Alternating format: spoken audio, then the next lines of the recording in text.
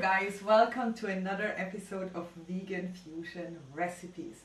Today we are combining Japan and Greece, and this is the result, a teriyaki style gyros with ginger tzatziki, and we're gonna get into it right now. Welcome to Ahimsa Kitchen. Before we are starting to make our flatbread, quickly hit that subscribe button for more really creative vegan fusion recipes. We're gonna get started with our flatbread. So it's basically a pocketless pita bread, and as you have seen in this video, my brother was here to help me as I was always afraid of making my own bread.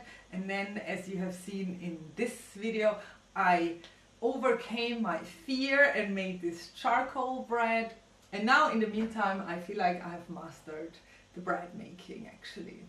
So let's get into it. In a mixing bowl I combine flour, yeast, sugar, oil. We're also gonna add water and a little bit of coconut milk. In the beginning it's always recommended to take a spoon so your hands won't get like super sticky, and mix it until these chunks form. Later dig in with your hands until we have this really soft and smooth dough. I cover it with a kitchen towel and we're gonna let it rest about an hour or so until all the other components are ready. If you've seen my previous videos, you know that I love to have something pink on the plate just to always have this really nice color pop. So we're gonna pickle some red onions together with beets so they get even a more vibrant color. So I mandolin slice red onions and beets. For the pickle brine I'm combining water, vinegar, salt and sugar. Just heat it quickly until the sugar and the salt dissolve. I'm stuffing the onion and the beet into a mason jar and we're gonna pour the pickling brine over it, and we let it sit for a little while. What a great color, isn't it?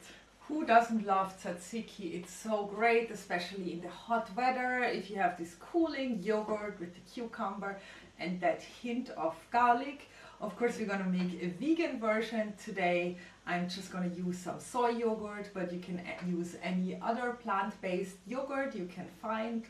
So we're combining the yogurt with grated cucumber, ginger, which is really a great addition to this dish, I have to say, so definitely give it a try. Garlic, a little bit of lemon juice and salt. Super easy to make.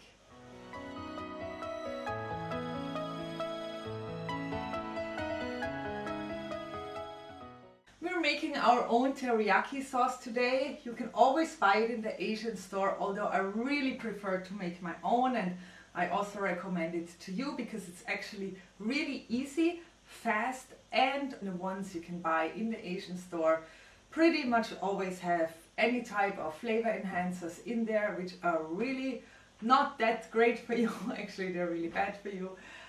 To make it even quicker, we just throw all ingredients into our NutriBullet. So we're gonna add soy sauce, water, coconut sugar, garlic, ginger, rice vinegar, and we blend it all together. After the blending, I'm toasting some sesame seeds, and we're also gonna add that to our teriyaki sauce. Oh my god, it's absolutely perfect.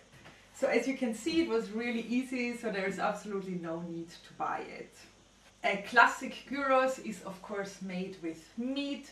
I think it's a blend of lamb and beef, I don't even know. So we're gonna make obviously a vegan version today with these King-Oyster mushrooms.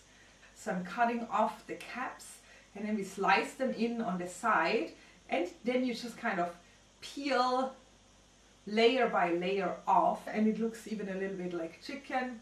Not that I want it to look like chicken, but maybe you have a meat eater invited, and this is definitely also a really great dish for non-vegans who really miss their meat. So definitely something to impress them.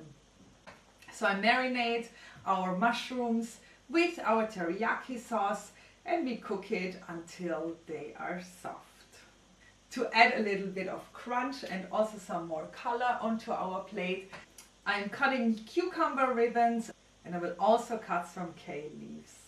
So let's check on our dough. Wow, the yeast has definitely done its work.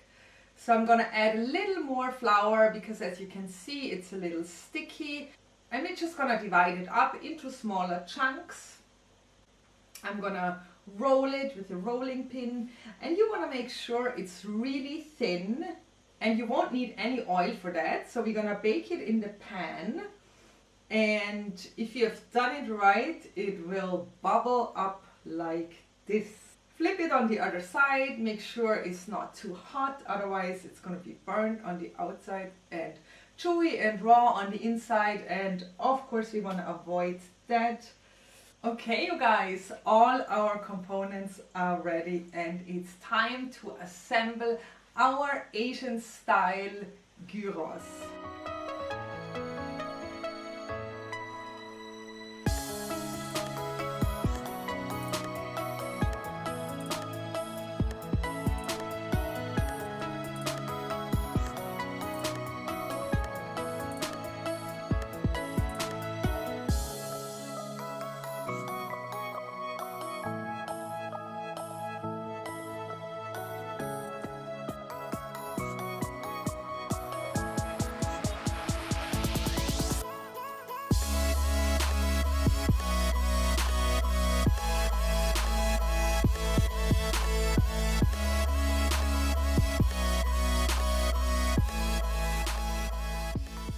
I can't wait to eat that one.